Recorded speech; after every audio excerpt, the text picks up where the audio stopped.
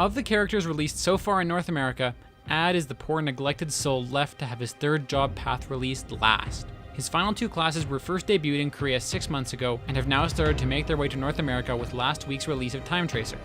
Unfortunately, I do not have any Time Tracer puns to throw at you, so here's a picture of the DeLorean from Back to the Future. I love that car. Now, let's get started. There's not much to say about Time Tracer's backstory before he advances further, so I'll keep it brief. Distraught about the death of his family, Ad decides he can take it no more and vows to return to his past to correct what went wrong. Time Tracer is the beginning of this process, involving his time travel preparations. In terms of gameplay, this path lends itself to focus on lots of cool energy explosions and time manipulation techniques. Even more so than Ad's other paths, Time Tracer's attacks are quite spectacular and colorful, which helps in making him a likable character to play. But idling here and rambling about him isn't very fun. So, let's continue into the video and ramble about more specific things. Time Tracer receives 3 combos unique to him. The first combo, the only one which is not an Assad armor combo, is called Spatial Pull, executed using ZZXX. It's actually quite a neat move and really useful for catching enemies. Time Tracer uses his dynamos to pull an enemy in from afar while dealing damage, and gets them really close up so he can finish the job. I found this to be reasonably unique and really handy in many combat situations for continued comboing. However, while this is all true, it's only handy if you're stationary long enough to pull an enemy who's reasonably close to you. It might have some more practical applications in PvP, but generally it's only useful in some situations. The second combo is the first of his Nasod armor combos, Dimensional Sparks, executed using ZZZ while in Awakening mode after completing a base combo. It looks really cool and has a decent range, and even does decent damage. I found it was mostly useful in boss fights or buffed enemies though, more on that later. The third and final combo is his other Nasod armor combo, Spatial Blitz, executed in the same way as Dimensional Sparks but using XXXX. Again, it looks really trippy and does a good amount of damage, but it was only useful on really hardy enemies like large bosses and buffed enemies. Time Tracer's only really effective combo is Spatial Pull. The other two are really nice against heavy, big enemies that don't get knocked easily or die too quickly. However, given that the majority of enemies are not like this, they're not that useful, and often you can't even pull them off since just completing the base combo usually kills your target. In a PvP match, if you were able to get the player right where you wanted him and unable to mana break, these might come in handy. But just like buffed enemies, this is not a common use case, and I found them much harder to execute than the Nasod armor combos of the other two ad paths. Overall, somewhat disappointing even if they do look damn awesome. Most characters' job paths share at least one skill with their other paths. Oddly, Ad's first jobs all have 5 skills in common, so I won't cover them in too much detail. There's Basic Magical Offense Training, which increases magical attack and defense, Infinite Library, which increases MP recovery and decreases knockdown during Awakening, Dynamo Configuration Magnetron, which spins discs around Ad to do damage, Dynamo Configuration Pylons, which lets you set up waypoints that increase MP recovery and evasion of allies while damaging enemies, and lastly, EMP Shock, which damages and MP drains nearby enemies.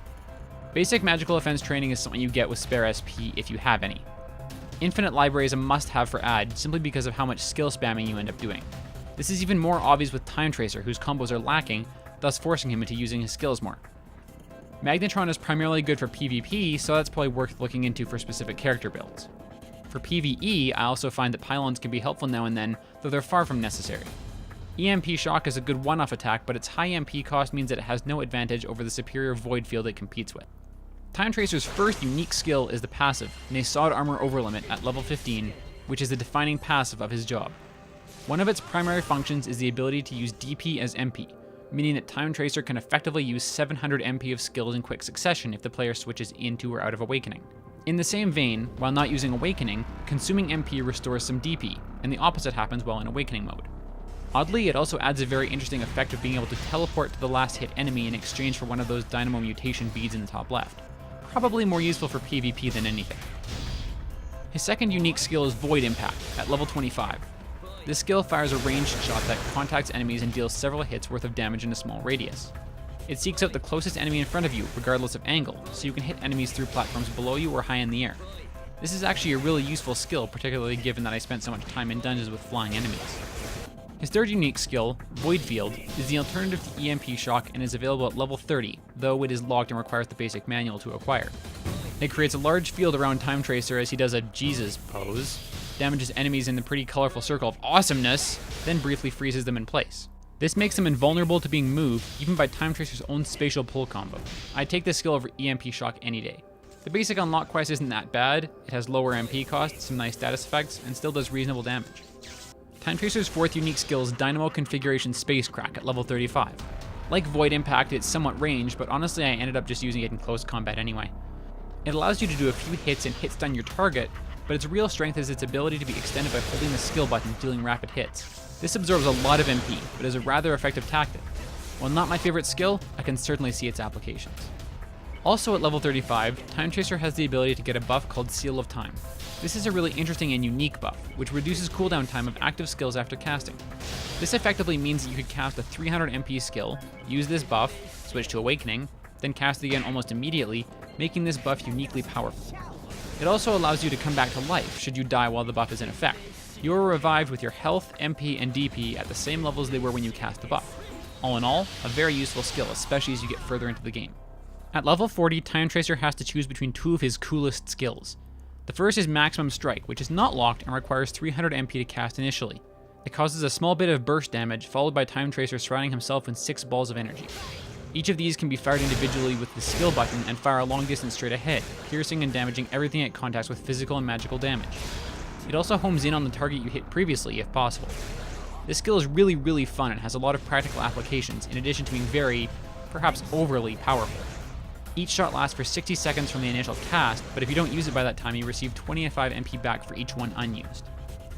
The alternative here is called Stardust Shower, which also requires 300 MP, but is a much more standard one-shot skill.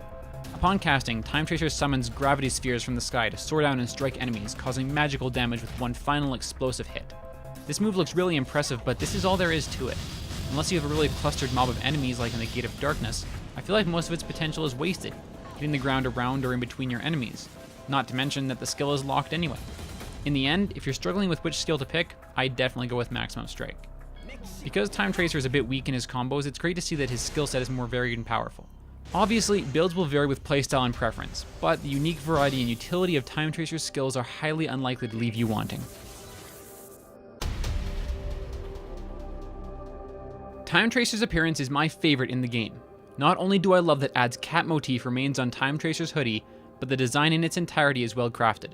It balances black and white nicely, whereas I felt both of Ad's other paths were too far to one color or the other, and makes him look very sciencey, which is a good trait for this path to have. I also find that even his dynamos have the coolest appearance of the Ad paths, though maybe I'm a bit insane here. Still, they lead to really cool effect patterns and attack visuals that are unparalleled.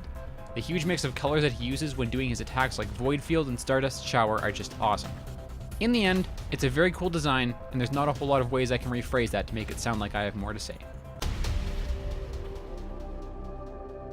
Time Tracer has the easiest advancement quest in recent memory.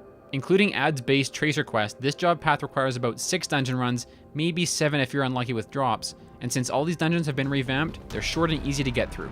No complaints here. In actual usage, I'm a bit conflicted about Time Tracer. Personally, I love using combos. I hate having to rely on large amounts of MP at any given time, so I like to use skills as finishers for combos or heavy strikes against buffed enemies and bosses. In other cases, skills are generally secondary. However, Time Tracer, whose combos are often too lengthy to execute properly, does not have this ability. In general, it's actually the opposite. His Nasod armor combos are good for buffed enemies and bosses, while he's better at using skills on general mobs. This is one of the things that makes Maximum Strike so tantalizing, I think. I don't think this makes Time Tracer objectively bad though. If anything, it's just a personal playstyle preference that Time Tracer does not mesh well with. So if you're okay with using skills over combos, I'd suggest giving him a shot.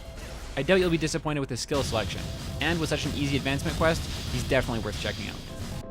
Time Tracer is unique and pretty fun, but we're just getting started. Diabolic Esper, his successor, will be available starting next Wednesday, April Fool's Day, but I can assure you, it's no joke.